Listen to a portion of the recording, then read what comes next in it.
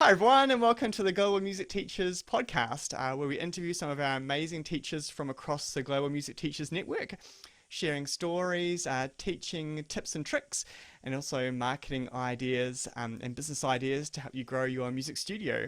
Today, I'm joined by the wonderful Lauren Grout from Hamilton in New Zealand. Lauren's been performing for over 20 years and has been teaching for over 16 years, both piano and flute. So, welcome to the show, Lauren. Hi, thank you for having me. Yeah, it's awesome to have you.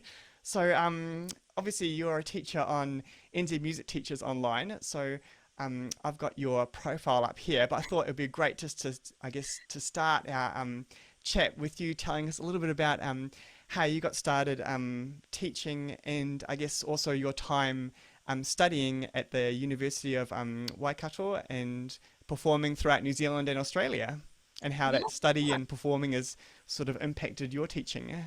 yeah. So I started teaching when I was fairly young in high school, and I always had quite a few private students, but it's always been a one-on-one situation. When I went to university, I actually wanted to go for just my bachelor's and then do like a teaching diploma afterwards and become a high school teacher. And halfway through my degree, my plans changed. Just a little bit. Yeah. And I decided that I didn't want to teach in high schools, but I did still like that one on one teaching method that I had already.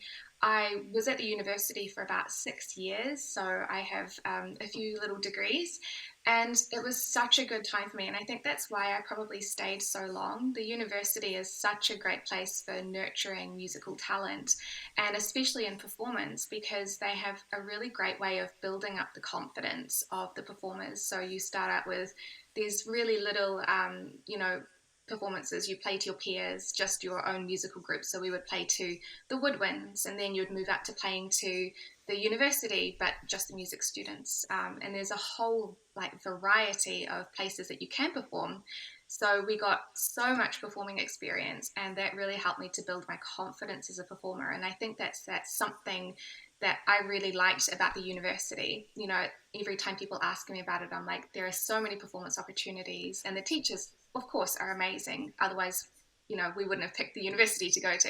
Yeah, yeah. But just the sheer amount of opportunities that we had from both very small and then also very big opportunities. Like we toured around some of the places in New Zealand promoting the university, playing to Oh, high wow. schools and things like that.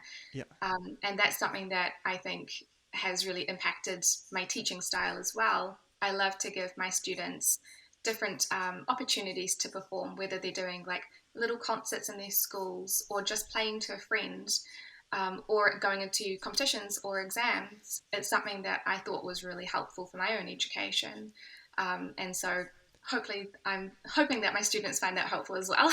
Yeah, that's awesome that, yeah, you're coming at it from or, they're learning the instrument is a thing, but the goal is to get into some performance situation, even if it is a little performance in front of family and friends, but getting to that stage. So hopefully, I guess you're sowing the seed or the bug for being a performer, and that kind of fueling your students' development.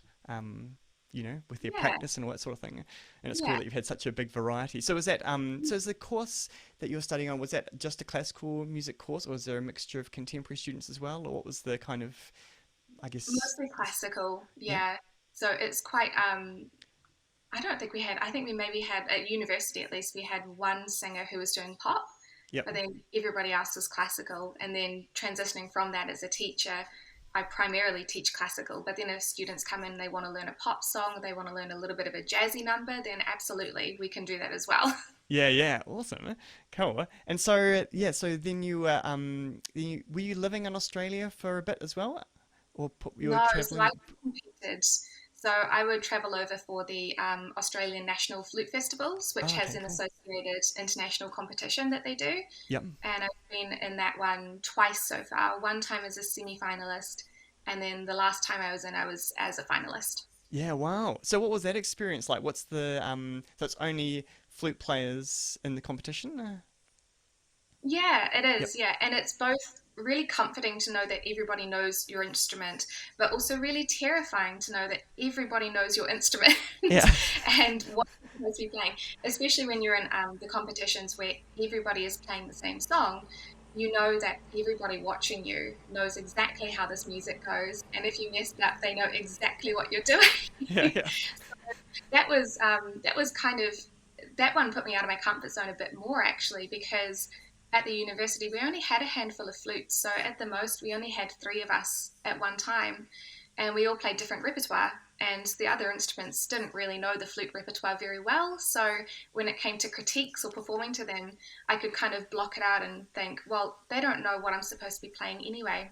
And then, playing in an international flute competition where everybody knows, Yeah, yeah. I kind of had that moment on stage where I thought, oh no, it's, Yeah, it's yeah. maybe not going so well, and everybody knows that. And I had to, think about what the teachers had taught me at university, which is keep going, just keep going, do your best, and just think happy thoughts. Yeah, yeah. So were there any kind of, I guess, like golden gems for that you sort of garnered from your competing experience that you would pass on to your students? Or because lots of them would be, I guess, initially just doing exams as like a kind of maybe the most highly critiqued or stressed out sort of version of this.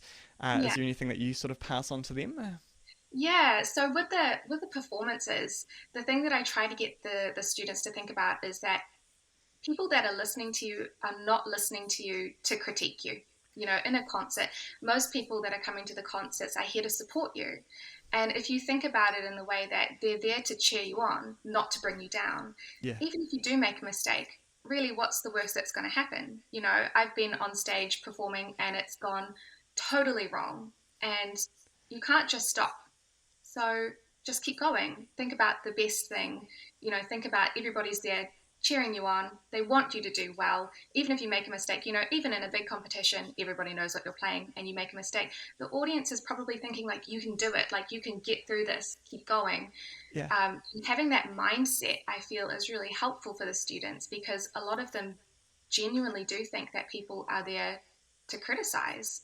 And it's not always like that. Yeah, Yeah. yeah. Do you feel like I guess because I'm a jazz musician, there's like I guess when you're performing, there's a bit of freedom in the version of whatever you're doing. So do you feel like when it's I guess it's a classical thing, do you ever feel like when you're performing, there's the one version that it's sort of that you're hoping to achieve, and as you kind of move around that, do you allow for flexibility and kind of feed that to your students so that they feel like, you know, if something is louder or softer or faster or slower than what they initially was going for, there's that kind of room to be flexible and feel confident when things change or are different? Yes, yes, absolutely. So we always practice for, what happens if you're halfway through a piece, something goes wrong? Could I slow down? Yeah. Could I go to a more comfortable speed? Could I make it louder if I'm really struggling? And yes, of course, whatever you need to do to have the best performance for you is what you want to do. Yeah, Yeah. yeah. Best performance for you is like a good thing Yeah. to sow for them, I guess. Yeah, exactly. Because if they performed and they thought it was amazing and, something was a little bit off, then that's totally fine. They feel really good about it. And that's more important to me when training them to become performers than to critique every single thing that they do. Yeah, It's about yeah. how they feel and really getting them to want to do the next performance, rather than, oh, you played these three notes wrong, terrible. It's such a hard thing, especially for younger students, because the majority of my students are between the ages of 7 to 13. They're really impressionable, and we want Yeah. them to enjoy it because music is beautiful, and we want to be able to share that with everybody. But that'll never happen if they're always constantly under the pressure of I must get every single thing 100% correct. Yeah, yeah. Mm. Yeah, cool. And so how I guess moving on, how has your teaching business evolved during this time? I guess while you're studying and then moving into performing and teaching and running a business?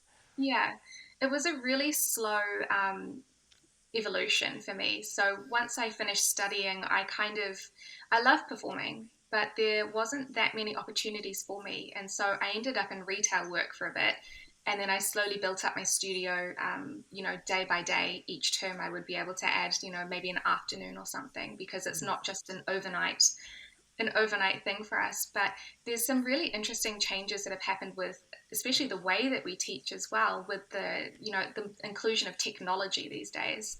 Thinking about how when I was learning, if I wanted to learn a song, I'd have to listen to a CD and read the music.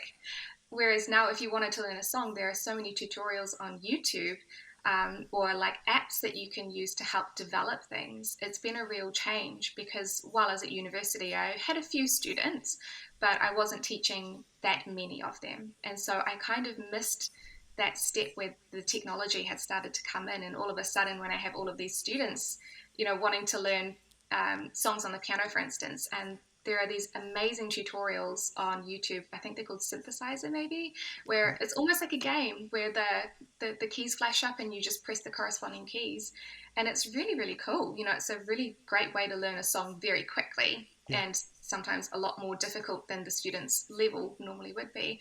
But it's definitely changed a lot because I've had to keep up with these sorts of things. But I'm really lucky that I'm able to do this full time at the moment, because it's really free. If I have a performing opportunity that comes up, I can rearrange the students whenever it suits them and it suits me. And it's just been, yeah, really nice. Yeah, cool. So what's are there specific kind of apps that you're using in your teaching now? Maybe, you know, during this kind of period or that you have been using for a while? Yeah, so there's a few different ones that I have, and the main one that I use is for my piano students, which is actually a note naming game. So Yeah. it'll show you, it's like a little flashcard. It'll show you the notes, and then there's a section of letters or a little picture of a keyboard, and they need to press the corresponding letter or the keyboard. And it's a really great tool, especially for piano, because they do have to learn a lot of notes in one time. They've got to have two different clefs Yeah. and then five notes in each clef to memorize. Whereas with the flute, it's a lot easier to learn to read the music because we only add one note at a time. You start with three, your B, A, and G, and then you're adding one C, and you're doing a whole page of those exercises. So for the piano kids, to get them to practice it at home and to have the confidence that they're getting the note right, the app is really good because it'll tell you if you're right or wrong, and it'll show you the correct answer. So with the students that don't have parents that play piano or know how to read music, it's a really great tool for them to just, and they're free apps as well, Yeah. which is so great. I have to So get anybody, at the end of this, I'll have to grab the name and put it in the notes so everyone can check it out. Because yeah, are you sort of like saying, like weaving in like 5 minutes into a lesson or yeah, into a practice to be like, let's do the note drill just yeah, to keep that kind of chugging yeah, away? yeah. Yep. Pretty much. So the apps, they can there's one of them that just does one set. So that's the one for Android because of course Android and Apple don't have the same ones. And then the app for Apple, you can set a timer. So it can go for a minute, it can go for 5 minutes, or it can go for infinity, I think. And Yep. so inside the lesson, depending on how good the student already is at reading the notes, depends on how long we might use that note naming game. But we also have other theory games where they can we spell words using the letters and things like that. But kids just really love playing on an iPad, and so they're happy pressing the little letters. I'm Yeah. happy because they're learning the notes. Their parents are happy because they're doing something musical, Yeah. and so Yeah. everyone's winning. Yeah. Cool. Oh, that's awesome. And so I guess the next part of our conversation I wanted to talk about was I saw on your profile that you're charging GST. And so Global Music Teachers is really will be going GST registered from the 1st of April. I want to talk to you about yeah, how your pricing has evolved, I guess why, or if there are any reasons why you decided to go GST registered, and how that sort of affected your business. And as a teacher, was it easy to do? And yeah, kind of Yeah, hearing about that, especially for yeah. other teachers that might be thinking about going GST registered. Yeah, because especially I think for teachers, when you're self-employed, you're owning your own business, you look at the GST registration and it can be very daunting. But actually, I found it very easy. I already do all my own taxes, and I'm very into the accounting side of the business already. So it was a really gradual step for me. But I had to register because I passed the threshold of income.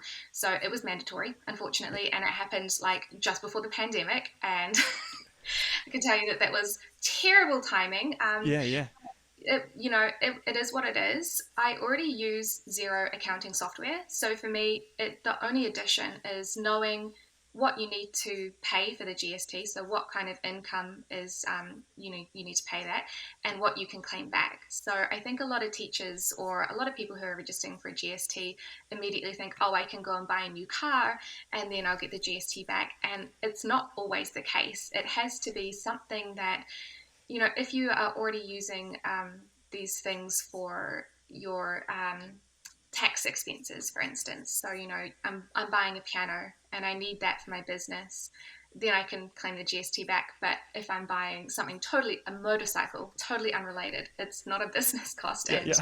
that's the first thing that everybody goes to. They're like, oh, you can go and buy new things. No, no, not quite. But yeah, registering was so easy. It's just a few drop down boxes. And what I really liked about it is that at the very end of the registration for your GST, it actually asks you if you need help.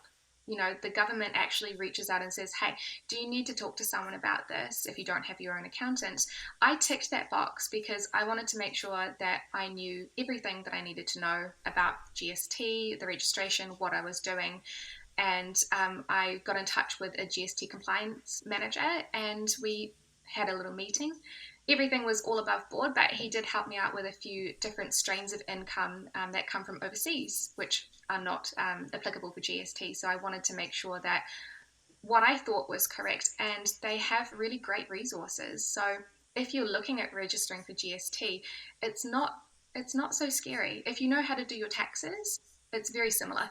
It's the same Yeah, thing. yeah. So Yeah. I've actually got the GST registering for GST on the IRD page here in New Zealand, and Mm. so yeah, I guess the threshold everyone needs to know about is if you carry out taxable activity and the overall turnover is at least 60,000 for the last 12 months, or if you expect it to be at least 60,000 for the next 12 months, is the trigger for you to have to register for GST.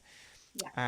And like you said, um, for people that might be teaching students, so what's your take on if you're a teacher teaching in New Zealand, teaching an overseas student, so the income is coming in from overseas? Are you obliged to charge GST for that student? Not 100% on this one, but I would say so this is the difficult one. That's why I wanted to talk to the GST compliance, because Yeah, I yeah, make YouTube videos and my income from YouTube comes from Google, and that's based overseas. So I needed to know if that was going to be, if I needed to pay the GST on this. And the answer for that was no, because the place that the money is coming from is actually Singapore, because it's Asia Pacific. mm, The money was coming from Singapore. The bank accounts are all over there, and so that made it not applicable for GST. But it was a really confusing situation because obviously I'm in New Zealand, working in New Zealand, but it just so happens that the money is coming from overseas. So yeah, it might be something that you'd have to look into, but I yeah. would guess maybe not. But yeah, that's what the compliance managers are there for. So Yeah. they Well, I've got actually a get massive it. truck just going past my house and it's super loud. Yeah, because it's about thinking about what was I going to say? Not so it's about where the money is coming from. So if it's coming from a New Zealand, you're selling you're selling rather than thinking about where the money's coming from. So if you're selling with to someone in New Zealand, then you charge GST. If you're selling to someone overseas, then you don't charge GST. Yeah, It's something like that, yeah, yeah, because yeah, it's a very it's a very confusing matter when we're talking about overseas income. So especially at the moment, because we're all doing a lot of online teaching, that's probably something that people would want to know. So it would be good, to have more clarity on that, because as helpful as I find the resources, they can't cover everything, you yeah, know. yeah. So when you have really specific things, and because now we're definitely branching out more than we were previously, they may not have that covered in their terms and conditions or general guidelines. Yeah, yeah. I'm looking at the zero rated GST and Mm, exported goods. I mm. wonder if it's.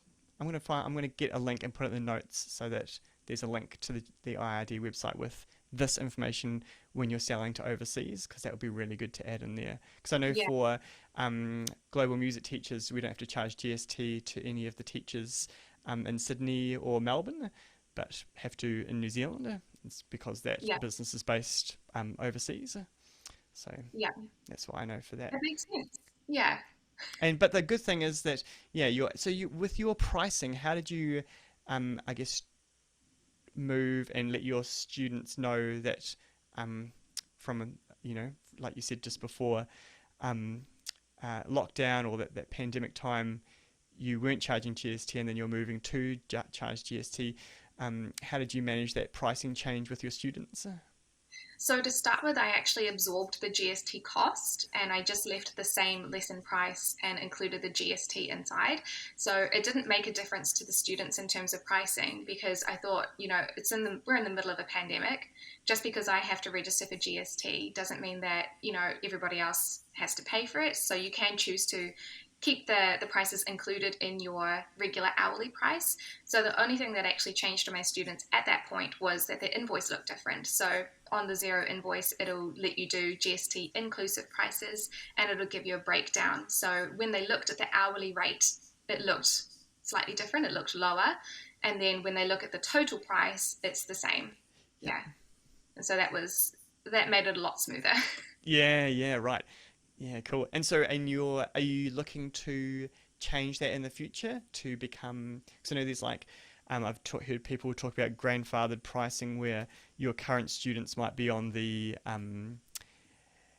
their current rate, including GST, and then new students might be on the current rate plus GST. Would you ever move to something like that for That's new exactly students? what I'm Or doing this year. yeah, cool. Because it's as nice as it is for me to include the GST for the current students because that's the agreement that they signed up with, that's the Yeah, agreed price between us, and I didn't want to lose any students, and I have such a great connection with all of them at the moment, so I would hate for that to happen. But it is a significant dip in income yep, doing that because 15% of my income is just gone to GST. yeah, So it wasn't very financially stable for me, or sustainable is a better word for that. So that's why I decided to add the GST for new students this year, starting at the start of 2021. But for all of the students that I have, and even if they wanted to include siblings, I would still keep them at the same agreed price when we started. yeah, yeah. Because there's lots of I guess companies that use that model called grandfathering the pricing, so that and that can also happen for teachers that are looking to up their rates generally. Can say, Yeah. as of 2021, for example, these are the new rates, but only for new students. Everyone else can continue on their current rates.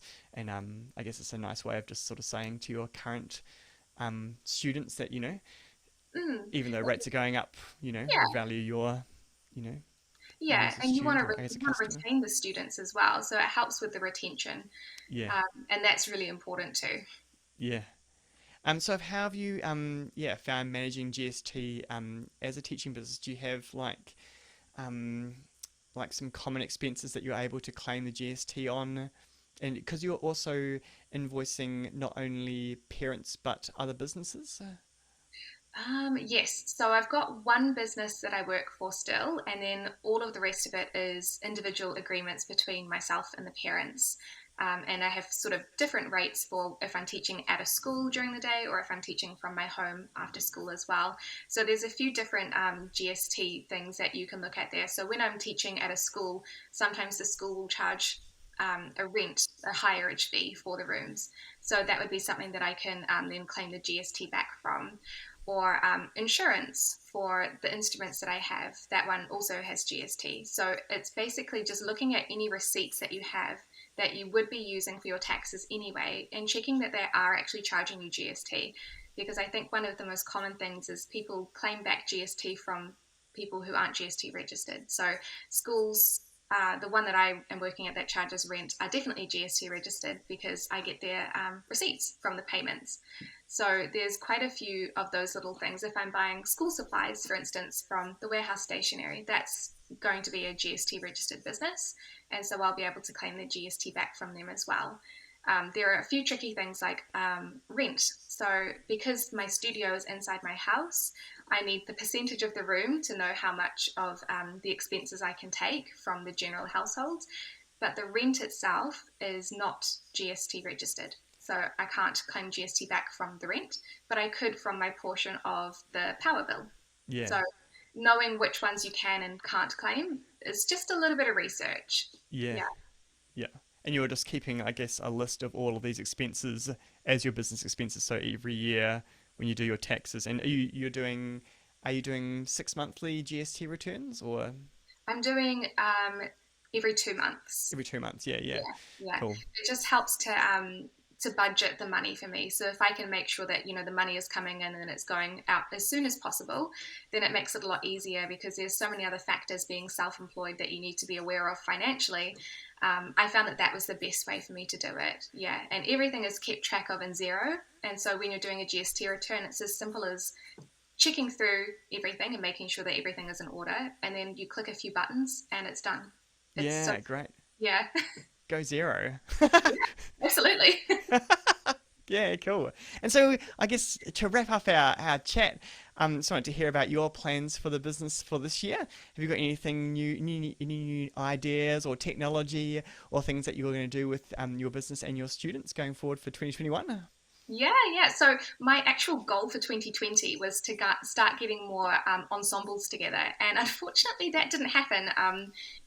Global pandemic and all. So I'm Yeah. really hoping that this year for the studio, I can get a few groups together. So flutes and pianos, multiple flutes, so that the kids can get a bit more experience playing with other people as well. But in terms of the actual business itself, it's just keeping everything going, keeping moving forward. In the future, I'd love to have like a little collaboration with other teachers, though. So potentially networking is going to be one of the focuses, so that I have, a recommended teacher for violin. This is my friend who teaches singing, and we can make a little collaborative effort there. So Yeah. Is that's that for like this ensemble thing that you're thinking of putting together or like a concert thing mm, or it's a bit of both because yeah. at the moment I do hold two concerts for my students each year, but it's just pianos and flutes, and it can get quite it's a lot of pianos. Yeah, yeah. So there can be quite a lot, and it would be nice to have a bit more variety and do sort of levels. So all of the beginners are in a concert, Yeah. and someone else is going to come in with their students, and we have a bit of variety so that the other kids can hear instruments too. And they might look at someone in a concert and go, "I love seeing someone play the violin. I'd like to take up the violin as well." Because most people have got multiple instruments that they play. Yeah, yeah. Yeah, it's So great. And that's would it be, are there quite a few other teachers in Hamilton that you can sort of get that happening with?